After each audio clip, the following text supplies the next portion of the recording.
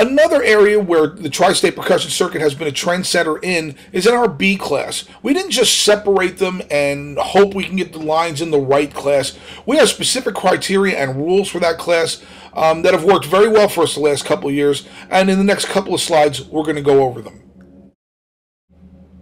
With the growth of A class around 2004, we saw, once again, like we previously mentioned, that we had to split the class up. We were seeing a big disparity from the top of the class number-wise to the bottom. So what we did was we created our regional A at the time. Now it's B class. And it was for lines that were brand new.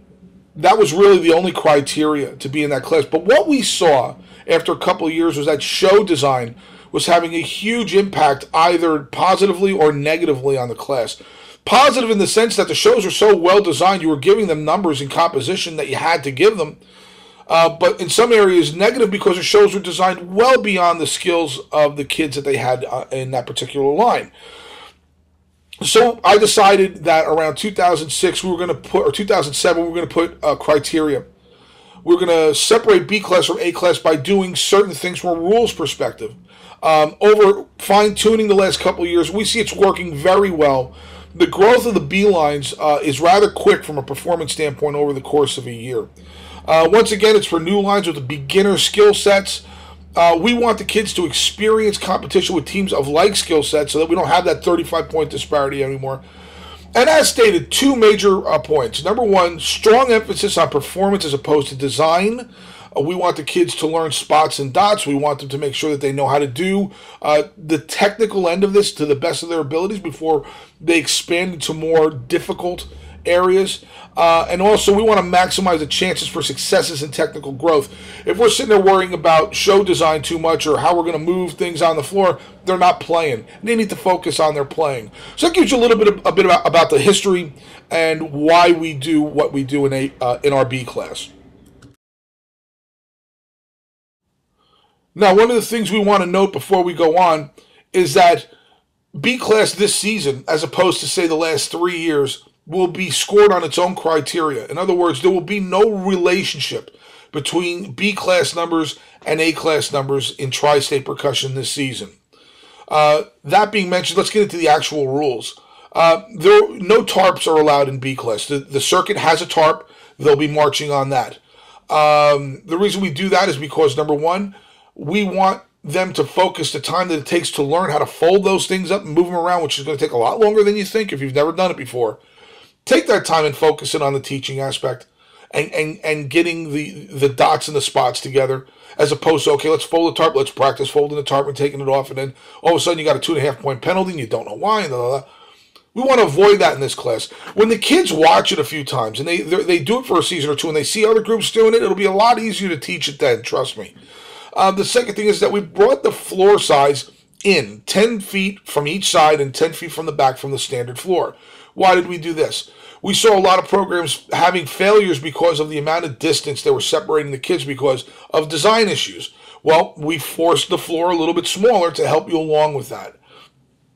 We minimized the show length 1 minute. Your 1 minute shorter than A class is your max time. Why? Once again, the shorter the show, the more time you have to clean it. The less you have to worry about, we know this already. The less time it takes to be on the floor, the less time it takes to clean it.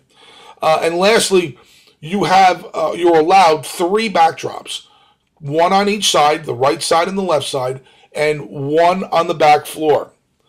We give you a little bit of leeway as far as how big they are. Nobody's gotten crazy yet, but we will, if we have to, make sure that they're not too big. Use your judgment. Now, once they're put down, they are not to be moved. You're not allowed to roll them all over the place. For the same reason, we don't have a backdrop or some of those other things.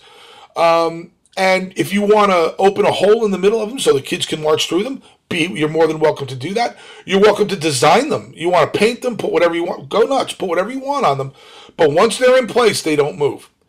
Once again, we want to limit the amount of time we're doing the extras as opposed to learning 8 on a hand or learning how to move and play at the same time. Focus all your energies on that.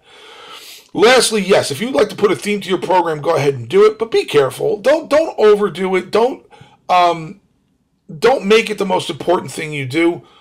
you're going to get credit for theme or not. I mean, B class comes down to achievement. It comes down to how well you achieve what you do. So if you come to a meeting and say, well, my show's designed, well, let's not even go there. Let's worry about getting the kids moving and playing together. That's what this segment's about. That's what this class is about. And after going over those rules, hopefully you'll understand why we enacted them. And use them to your success, and good luck. Now, we also need to talk about whether your line can be promoted from B class into A class, or actually from any class into another higher level class. The answer to that is yes. They can be promoted. There is a process behind that, and we've had some questions about that over the last couple of years. That's why I've included it into this presentation. Here's the criteria. This season, if you receive a number that is the 90th percentile in 2 of your 3 captions, okay, we're initially going to look at that and say, okay, that means 2 of our 3 judges say that this line's misclassified. That 90 percentile will be box 5 for you guys. If you reach box 5 in B, that means you're probably an A line. What we'll then do is immediately contact the director to inform them that the show is being reviewed by the circuit for promotion. We then take the video.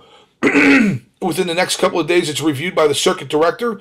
The percussion coordinators would be myself and the percussion rep for the circuit, and anybody else that we feel can give us some input. We will then have a conversation with the director of that team and tell them what we see, what we found, and then an announcement will be made via the website as to whether you're being promoted or not. If you're not being promoted, nothing will be said. If you're being reviewed, nothing's going to be said. You're going to be the only one that knows about it, okay? And if nothing happens, then nothing happens. Why are we doing this? Because we've come very close the last couple of seasons. Even without backdrops and even without tarps, we see a line out there moving and playing, and we're like, whoa, this line would probably be very successful in A class. We've seen that a couple of times. Lastly about this, if you come out before the Percussion Focus Show, that's really when we start. We'll look at it in that month of February. By the Focus Show, which is, I believe this year is February 28th, we will stop reviewing shows unless you don't come out until after February 28th. If you're a B-line and your first show is not until March and you reach this criteria, well, then we're going to follow that process.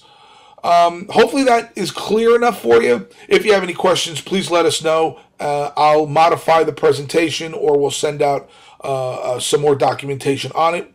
And the documentation is also on the website.